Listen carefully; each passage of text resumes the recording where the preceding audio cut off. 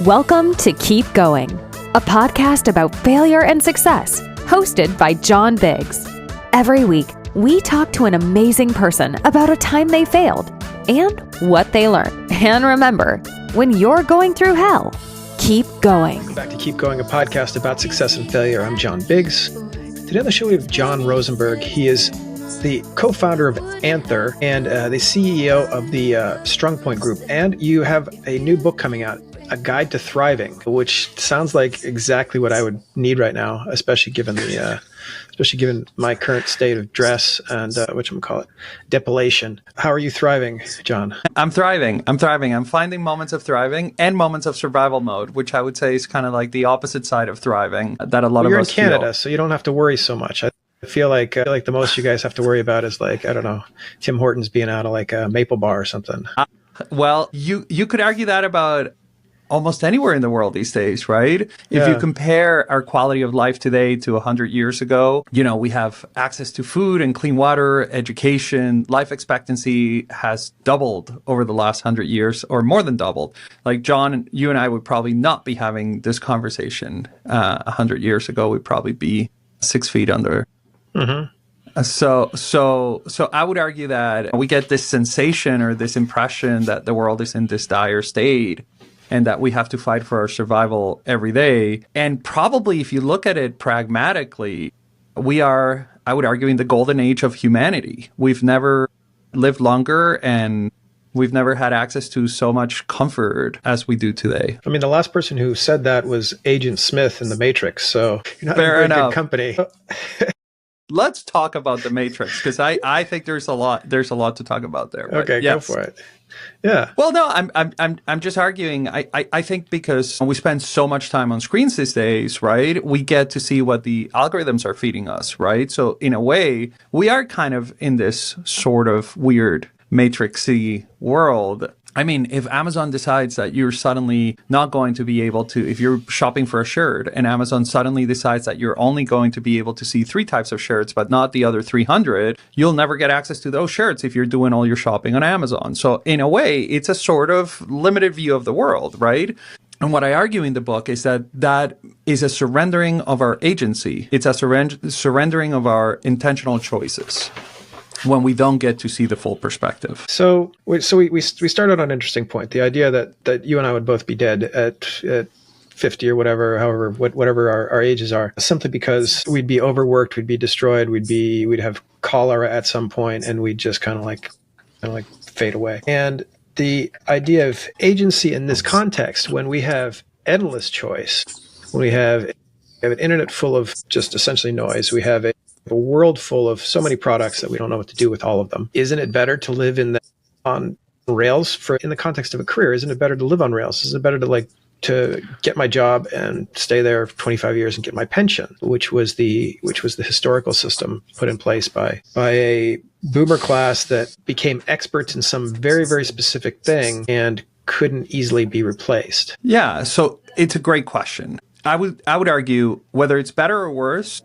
I guess that would be really hard to judge. I think the question is whether we have the opportunity to make more intentional choices or less. And what I mean by that is for those folks, and I was one of them because I spent 25 years climbing the corporate ladder. For those folks that feel this is the only thing I can do, I don't really have a choice because if I walk away from this job, I'll be living under a bridge in the next 2 weeks, And I felt that often, even though, if I looked at it from a pragmatic perspective, I knew that wasn't the case. That's how it felt to me, right? It's that sense of survival mode. My survival was at stake if I got fired tomorrow or if I decided to quit. So there's not a lot of choice there, right? If you are stuck in a job that you may not like, there's not a lot of choice there. So what I'm arguing about is not whether it's right or wrong to stay or to leave. What I'm arguing is that having the capacity to make that intentional choice, which is the definition of agency, supported by the belief that that choice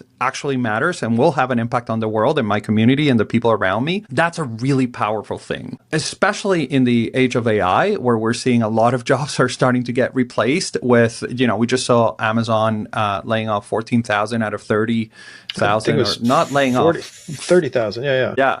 They started with the first 14,000 out of 30, right? Not laying off, firing, straight up firing. And, the folks at Claude have said that in the next 5 years, 30% of the white collar workforce will see themselves displaced. So this question of what is under my span or my locus of control, what is it that I can impact? Where does my agency play a role here becomes really, really important. So what I'm suggesting is that once we take a situation and instead of seeing only one choice, we see two, or if we're very lucky, we see hundreds of them, then we're leaning into our agency. And that offers a pathway to growth that we cannot find elsewhere.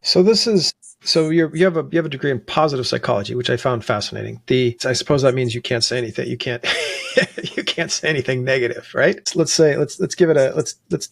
simplify it down to its brass tacks. So is the suggestion here that if I'm a project manager at a .com, and I've been there for 25 years and I get can because someone says, hey, an LLM can do this way better than that dude can. What's my option there? Am I supposed to go open a bakery? Am I supposed to, become a shepherd? Am I supposed to join the clergy? What would the obvious next step for me be in that situation? Because this is going to happen over and over again, right? Yeah, I think the question is, how can you understand your situation? So in the book, I introduced this idea of AIR, which is an acronym for awareness, inquiry, and reframe. And what AIR does, so I have a Rubik's Cube here. Let's use this as an example. And I know some folks are listening and not watching, so I'll try to describe it as well as I can. But when you are in that situation that you're getting fired, right, it feels like the Rubik's Cube is really, really close to your eye. So all you can see is the color of one little square, probably red, maybe blue, maybe green. It depends on the person, but you can only see that. And you're saying, okay, my life is doomed. I just got fired and everything is done. What I'm suggesting is that through awareness, we can actually move the Rubik's Cube and say, so it's not just a little square. It's not just a color. There's actually a whole cube in front of me. And we can start seeing all the different colors on the Rubik's Cube. If we start inquiring, which is the second step in AIR, we can start kind of changing it and moving it around and shifting it and playing with it and trying to figure out the different combinations that are available in this Rubik's Cube. And eventually we get to a reframe, which is, let's call it, quote unquote, a solution that works for us. And that reframe may be solving the Rubik's Cube, but it may be something else. So I don't know, to your question, John, I don't know if it's a bakery or shepherding a herd or building a farm. For every person, it's going to be different. What I'm suggesting is that if we can get away from this kind of like doomsday scenario where my life is over, because it isn't, especially if you have your health and if you have social support and if you have resources, which I would argue some people are not. Let's be frank. There are some people who are not resourced properly, but today, most of us have access to a lot of resources, right? So how can we use those resources to inquire and play around with the Rubik's Cube until we find the combination that works best for us? How do you communicate? You were a CEO. How do you communicate with a CEO who thinks, well, first off, that AI has made it the calculus of firing somebody simple, right? Which I think is exactly what's happening. I think that's happening in media, which technically am in. It's definitely happening in middle management. It's happening in these situations where somebody had a quote unquote email job, and that email job can now be replaced by an AI agent. How do you talk to a CEO what should that CEO start thinking when the cost savings associated with firing somebody who's making $250K? They start salivating at that. Yeah, that's a fantastic question. And my first answer is, I don't know, right? We are learning as we go. I would argue that AI is like fire. I think we're going to see more change in the next 5 years than we've seen in the past 30. And mind you, in the past 30, we got the iPhone, we got email, we got the internet, right? Like change is happening at a very rapid speed. I think great organizations are made of, if we're going to figure out what this is going to look like in the future, we're going to need to know what's the role that people are playing. And I don't know that anybody has that answer right now. But when it comes to people leadership, it matters to put people's well-being ahead. There was a study out of Oxford just last year that compared the enterprise value of organizations that prioritize well-being through a questionnaire with, well-being with enterprise value. They did a correlation, and on average, organizations that prioritize well-being had a 37% higher market value than organizations that did not. That's a powerful number. Now, how is all of that going to shift as the technology comes along? Well, if I have an answer, I'll let you know, John, and we can start something together because I think you need a crystal ball to do that.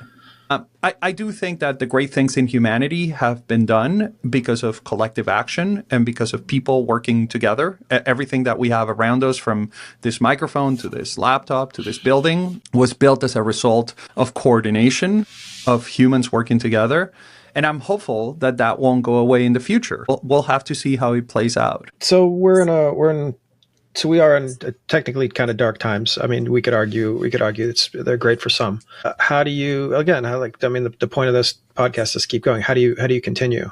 If you're in a job, you need to keep it. What do you do there to maintain a positive outlook? Yeah. So I think that the question is, what is it within what I'm experiencing that I can impact? Where is my locus of impact? What are the things, some jobs offer flexibility to do job crafting. And that means maybe modifying my job in a way that fits my skill set and that brings me meaning. So that could be one step. It could be finding what's the path. Where do I want to go from this job? Or where do I want to move next? So I think the big question is, how can we lean into the things that we can actually impact in order to make a change? And yeah, John, I think you make a very good point that a lot of folks are struggling. I think, I was saying earlier, by most metrics, we're in the golden age of humanity. Mm-hmm. There's one metric by which we may not be, which is depression and anxiety, right? It's kind of strange that we have access to food in a way that we've never had in the history of humanity, and clean water in a way that we've never had in the history of humanity. And yet our mental health is declining in a way.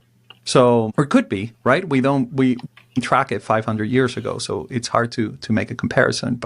But that's the hypothesis, the working hypothesis. Yeah, I mean, we're maxing out, and as you say, we're living in a golden age. We have endless amounts of calories. We have endless diversion. Yet we still hit depression and anxiety. And maybe maybe because we don't have that constant fear of death, we replace that with something else, which could be anxiety. What are some just tips for handling day to day right now? Yeah, I would say one of the most important ones. And so I would say, if you want something, like if you want to imagine a new drug that increases your survival by as much as 50%, reduces the risk for cardiovascular disease by 29%, reduces risk for stroke by 32%, reduces depression or the likelihood of developing dementia, and increases your immune response and your well-being, social connection is the key. So connecting with others.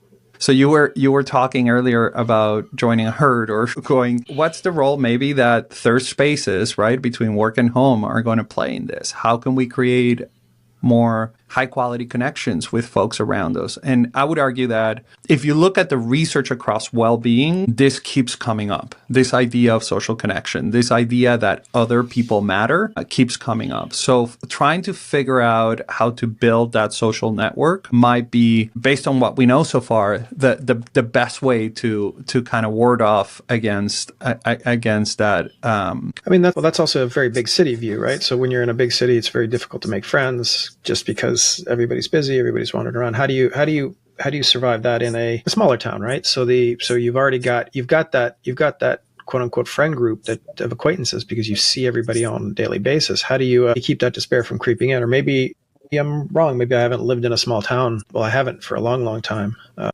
I remember there was sort of a social group there.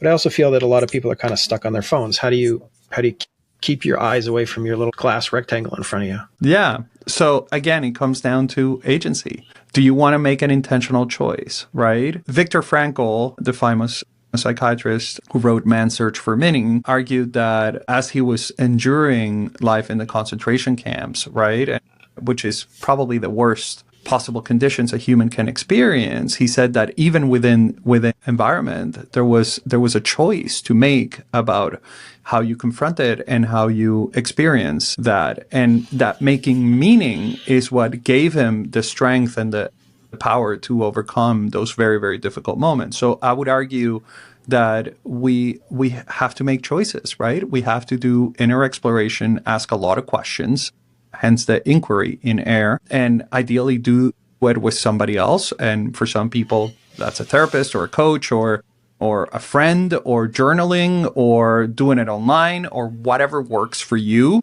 And for every person, it's going to be different. But leaning into the fact that we do have a choice. So if at some point you're feeling, I don't have a choice here, and listen, if you live in a war zone or if you've just been diagnosed with something, and, of course, there are people who don't have choices. So let's just argue that this is not like a blanket statement. But for most of us, we have a choice. But we have to lean into that agency, into that capacity to make intentional choices in order for those choices to actually turn into something meaningful that's life-changing and that allows us to grow through it. So if people need need you to be that guy who's going to tell them, help them through their tough times, where do they contact you? Where do they reach you?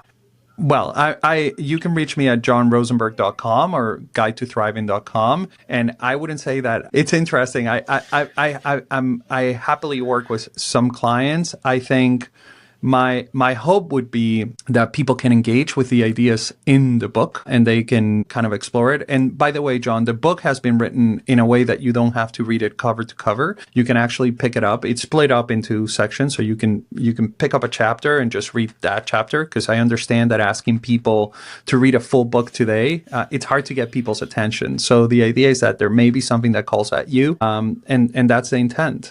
For people to engage with these new ideas. There's about 25 years of research that has not become widely available to the public. And my hope was with this book to bring that research in a way that people can digest and that hopefully can help them help themselves, as opposed to it having to be me or anybody else. The book is out on November 26th, is that right? Or which day was it?